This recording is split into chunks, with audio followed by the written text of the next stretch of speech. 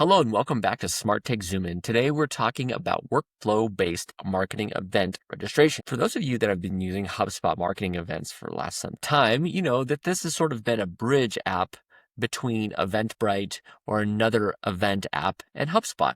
Essentially allowed you to have some of your information inside of HubSpot, but not really use this as a full-fledged marketing events app. The new updates really are making progress in allowing this to be your sole event function in your organization, to be able to track registrations and people that are attending your events. So what we'll show you today is quickly how do you use this app? How do you get people registered into your events using workflows? And then how do you report on it? So what you'll do is you'll come into marketing events and you'll click on create event. You'll give it, here is what my event is about.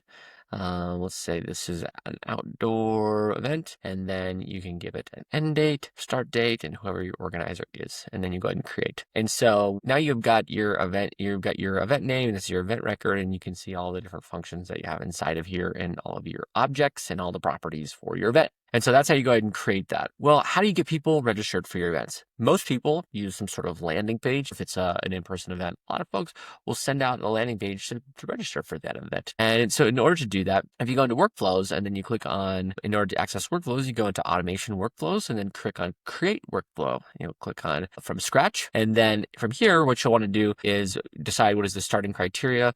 Oftentimes people do that based on a form submission. So anytime somebody fills out the specific form, then they get enrolled into that event. So let's say you've selected your specific form as the starting criteria. Next, what are the actions that you're going to take into it?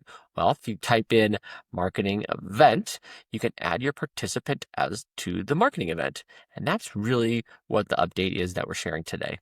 From here, you'll enroll them in a specific event that you just created, and then you mark them as registered. And we'll say, if you leave this blank right here, it's just going to map to based on what the day is today, or you can also fill that in based on the date and time when the contact or when you want to set that. You can essentially set whatever date of registration you want to include within that. And so that's a little bit about the automation. You would then turn this on. You can use other automation as well. For example, if you want to go ahead and change marketing contact as something else, you can customize what that is.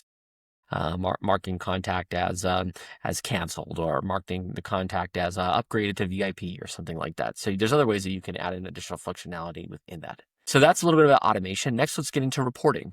If you go back into HubSpot reporting, you can then click on create a new report, and then click on custom report here. And then once you're in there, in terms of your primary data sources, I recommend typing in marketing event. You can see a few different types of reports.